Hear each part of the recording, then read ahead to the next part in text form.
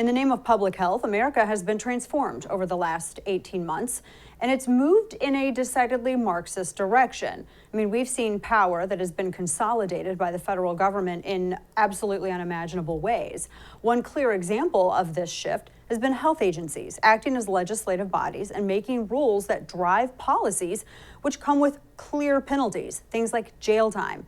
Case in point, the latest with the extension of the eviction moratorium. See, this is a Marxist land grab. This is the federal government trying to make property owners nothing more than building managers, while footing the bill for a consequence that came with the government's forced shutdown of commerce. See, the eviction moratoriums, they're bypassing our lawmakers on purpose. We are not properly representing all of the parties involved in this edict coming out from the CDC. That's what our elected representatives are for, to represent everyone's concerns when it comes to these eviction moratoriums, including landlords' concerns and needs. See, the CDC's Rochelle Walensky, this woman is not elected to represent anyone. This woman is not a legislator. This woman is not a lawmaker. This woman is not anybody accountable to the voters. She's a bureaucrat who is tasked with solely thinking about health and medicine, etc. That's it. And in this case, an infectious virus called the coronavirus. She's not out talking with the many middle-class landlords who count on that rental income to simply maintain their properties and their livings, because it's not her job. That's our lawmakers' job, to hear all of the various constituents' opinions and needs regarding an eviction moratorium, right? And just some statistics on landlords, because I know everybody has this Marxist stereotypical view of them. This is from CNBC, quote, there are about 8 million individual landlords in the United States, those who typically own between 1 and 10 properties. These landlords own and manage half of the rental properties in the nation and house about 48 million renters. Unlike large real estate companies and REITs that own multiple rental buildings, small so-called mom and pop landlords have neither the cash nor the credit availability to cover their costs when the rents aren't paid, end quote. Yeah, so you see who it hurts. Nowhere in the CDC's moratorium on eviction is there any kind of concern or consideration for these mom and pop landlords. In other words, there's zero concern for the middle class in this illegal edict from a health agency, the CDC, who's not even thinking about all of the sides of the issue. I mean, the CNBC piece goes on to even explain the situation in starker terms, saying that a group called Avail conducted a survey in late March of more than 3,000 small middle-class landlords and over 7,000 tenants who rent from those landlords. And more than half, 54% actually, of those renters said that they had already lost their jobs due to the pandemic. And of those, about a third said that if they couldn't afford to, they would just simply stop paying rent. That's going to leave millions of these middle-class landlords out of luck. Most have mortgages on their properties, right? And while some can apply for the government's forbearance program, that's not covering anywhere close to all of their expenses.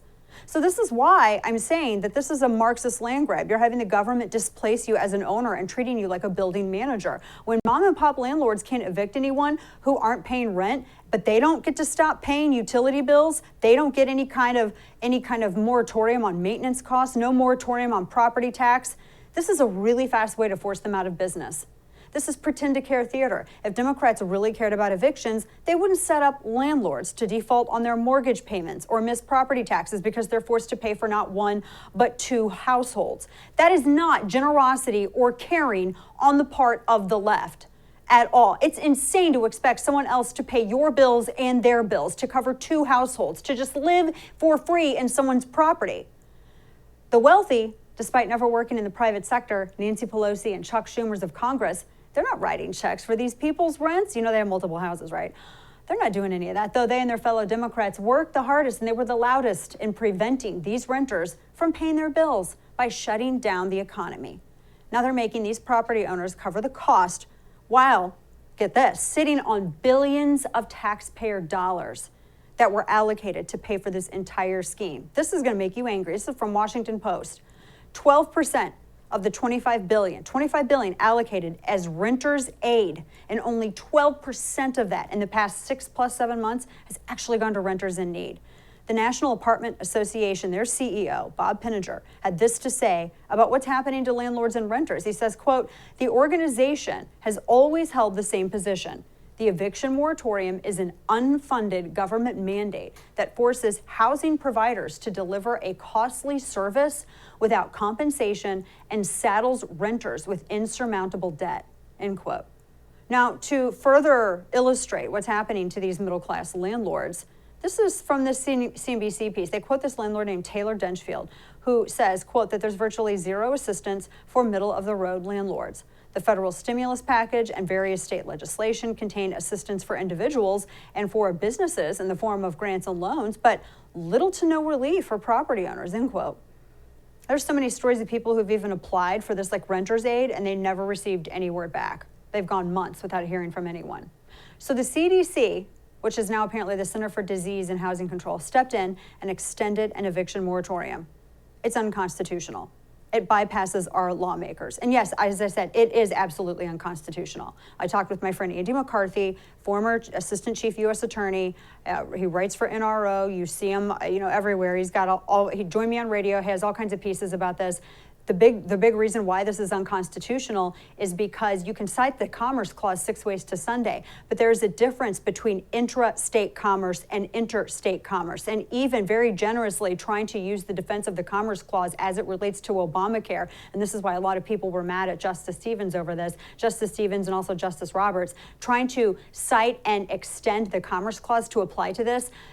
Article 1 of the Constitution is very, very clear, and that the federal government can get involved in terms of commercial activity between states, but the federal government cannot get involved in commercial activity between one entity and another entity in the same state, intra-state commerce. There is no way that this would survive any legal scrutiny, which is absolutely why Joe Biden is on record multiple times in the past, 12 days? Saying that they know that this is unconstitutional. No, this is a job for Congress, people who are tasked with creating laws that protect constituents. This kind of edict crushes middle-class mom and pop landlords. They get lost in the shuffle of this. Now, as you watch all of, AOC and Schumer, they were all very celebratory about this. Think about the lack of concern for millions of rental property owners who have to eat these rents. They're going to have to either sell, or they'll be bankrupted, or they're going to default on a mortgage, not fulfill a term of a loan. This is why this is a Marxist land grab, because when the middle class mom and pop, now get this, when they can't pay the bank, when they can't pay the utilities, when they can't pay that property tax, when they have to swallow those bills without compensation from renters or government, these landlords are essentially forced, and not essentially, they are, to provide free housing and receive zero benefits or return on that investment. They're losing money.